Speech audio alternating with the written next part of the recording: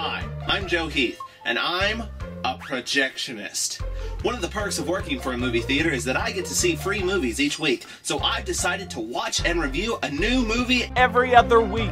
I know what you're thinking. You're thinking, hey, that's a great idea. I wish I could be involved. Well, you can, because you get to vote for what movie I watch and review next. And that, in a nutshell, is the Projectionist Project.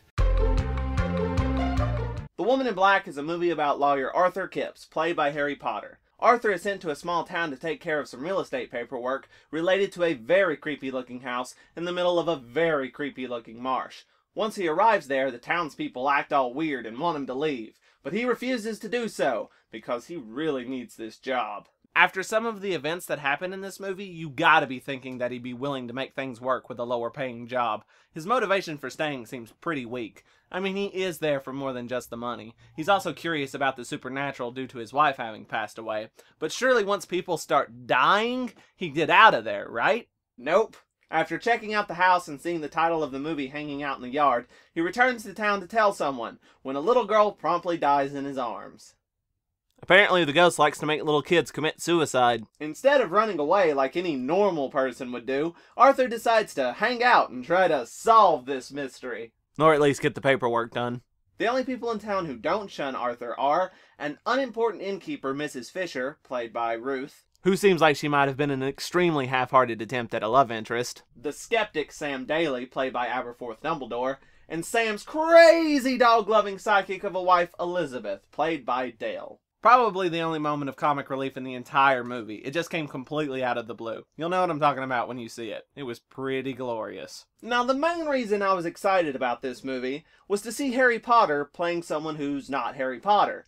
And he did a good job with what he had. Sadly, though, he wasn't really given much to do besides walk around an empty house and look scared. The only scene where he's given any real meat is the scene where he's sitting by the fireside talking to Sam about the paranormal and his dead wife.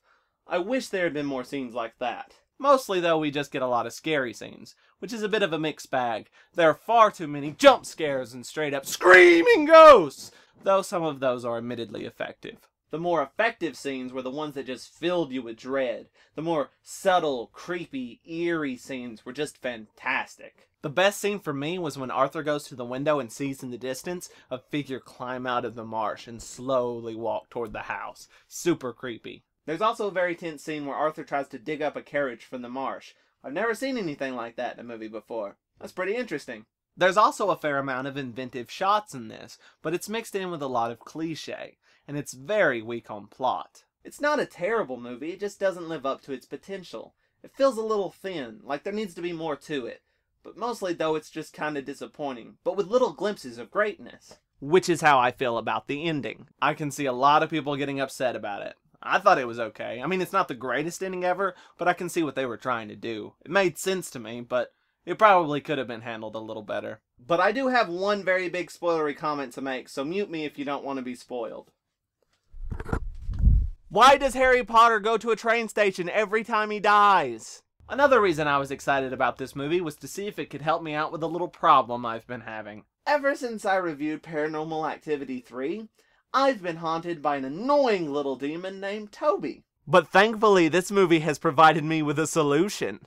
What? What did you do? I called your mom. Jennet? Oh, Toby, have you been bothering this poor man? He really has. No, I haven't. He's just joking. We're best of buds. We're really not. Oh, Toby, I've told you 100 times. Possession is no way to make friends. I'm so sorry, Joe. He's never really been able to make friends. You see, he's always been a bit of a host wetter. Mom! Oh, is that what he's been doing inside of me? I knew it felt weird, but oh, Snuggums, are you still host wetting? Jeez, Mom, you're so embarrassing. It's okay. A lot of demons your age have bladder issues. Not inside me, they don't. Mom!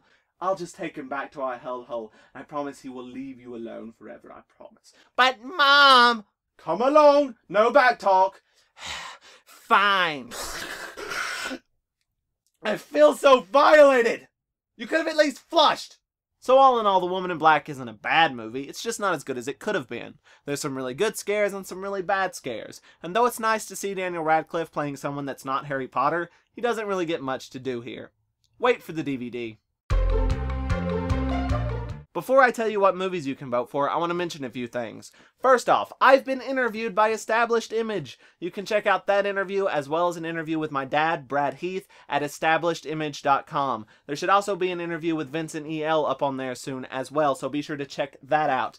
Also, be sure to check out the Connuga videos I've uploaded this week. There's 5 in total, and since I've uploaded 6 videos for you this week, the least you could do is come and watch some of them at Connuga this Friday to Sunday at the Chattanooga Choo Choo. Remember, there is a short film fest featuring Minty Pineapple at 2 o'clock in the Finley Lecture Hall. Please come by and say hi. It's gonna be awesome. Now, on to the list of movies. I'm so sorry, Joe. Toby just told me how much fun this was, so I thought I would give it a try. But you go ahead and start us off, Toby. Okay, Paranormal Activity 4. Ooh, sexy Nicolas Cage movie. Ooh, sexy Liam Neeson movie. Ooh, sexy The Rock movie. Joyful Noise. The Gender-Swapped Bounty Hunter. Ooh, sexy Denzel Reynolds movie. Ooh, sexy Liam Neeson movie. Ooh, sexy Hardy Pine movie. And Dear John 2. Vote for the movie you think Joe should review next in the sidebar on mintypineapple.com. See? He peed in me again.